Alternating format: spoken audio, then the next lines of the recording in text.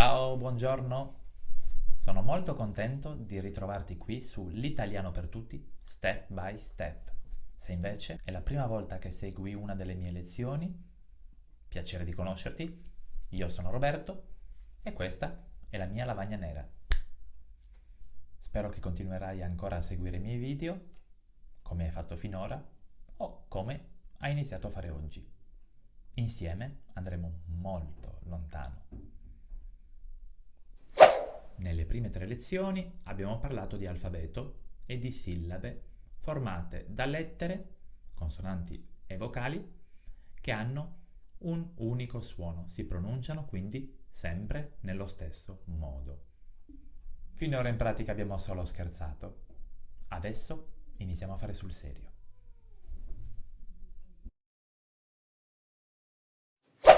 Oggi infatti ci occupiamo di due consonanti, la S e la Z, che si possono leggere in due modi. Hanno quindi due suoni. Questa circostanza trova la sua spiegazione nella storia della lingua italiana da un lato e nel suo sistema di rappresentazione grafica dall'altro lato. Ma oggi non siamo qui per parlare della storia della lingua italiana, ma per sapere quando la S e la Z si pronunciano in un modo e quando si pronunciano invece nell'altro modo. Iniziamo con la S. Questa lettera può avere una pronuncia sorda o una pronuncia sonora.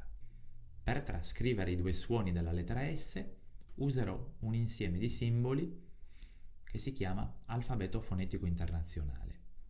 In questo alfabeto, ad ogni suono che possiamo emettere corrisponde un simbolo, un segno o un grafema, se preferisci.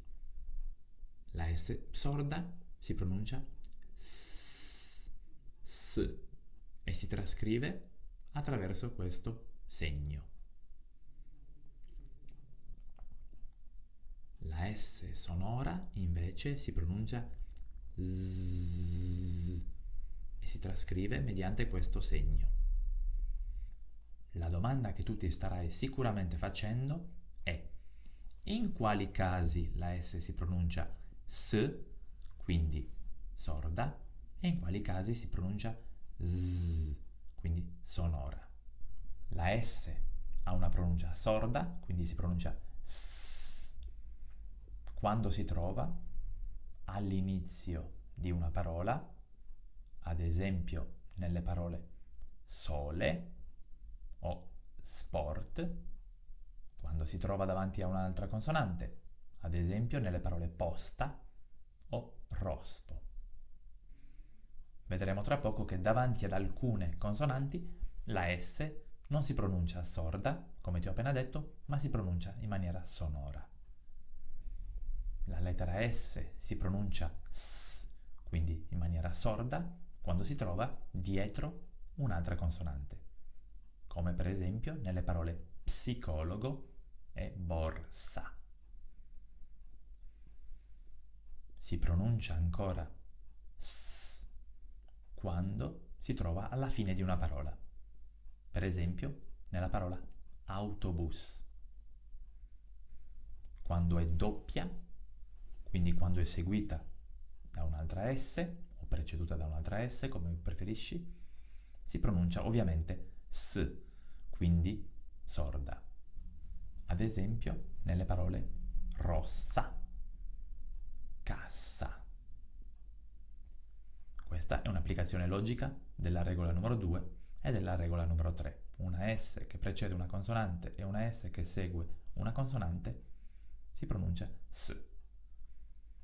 La S invece si pronuncia in maniera sonora, quindi Z, quando si trova tra due vocali, quindi quando è preceduta e quando è seguita da una vocale contemporaneamente, per esempio nelle parole museo, casa, rosa. E per finire si pronuncia Z, quindi con un suono sonoro, quando si trova davanti a certe consonanti. Quando si trova davanti alla D, alla B e esempio nelle parole sdentato, sbarra, smog.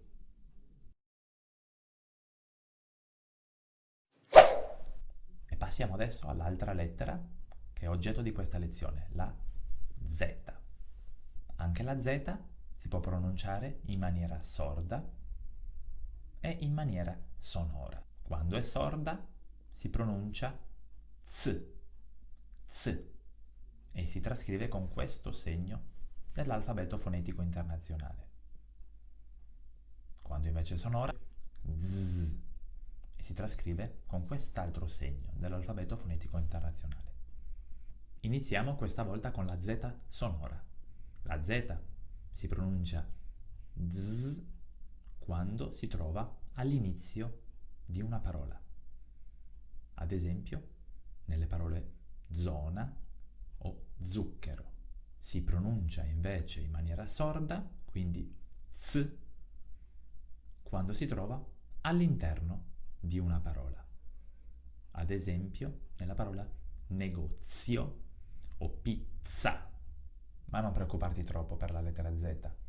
Girando per l'Italia e parlando con gli italiani, ti renderai conto che non sono rare le eccezioni, soprattutto quando la Z si trova all'interno di una parola.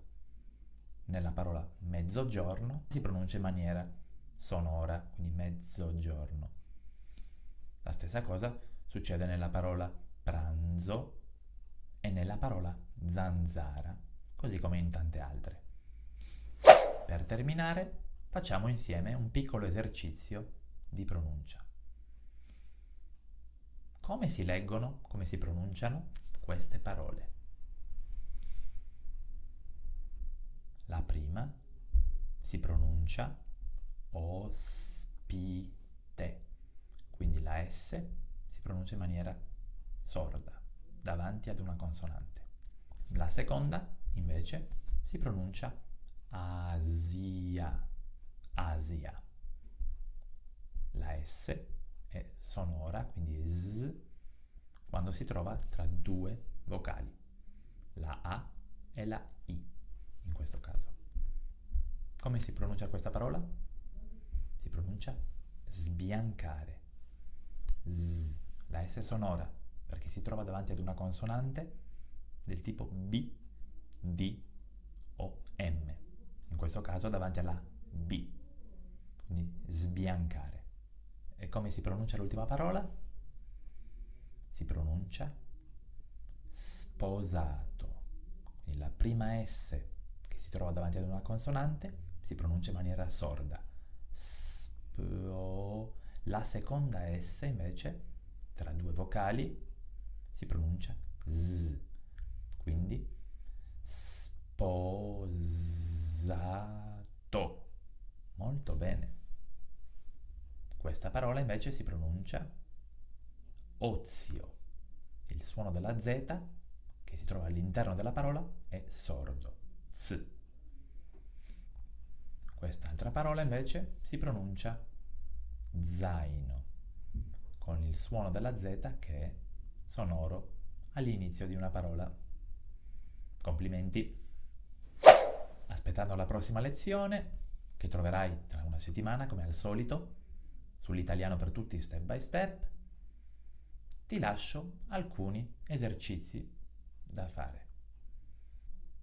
Come si pronunciano, come si leggono queste parole?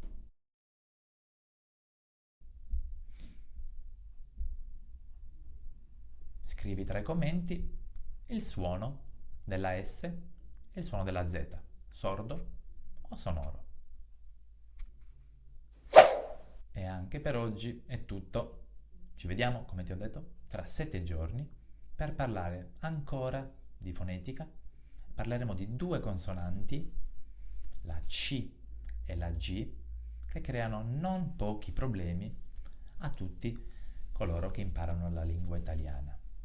Seguimi e non avrai nessun problema nella pronuncia di queste due lettere. Ricordati di mettere un like se questa lezione ti è piaciuta e di iscriverti al canale, è un modo per sostenere il progetto L'Italiano per Tutti Step by Step. Ti auguro una bellissima settimana. Arrivederci alla prossima.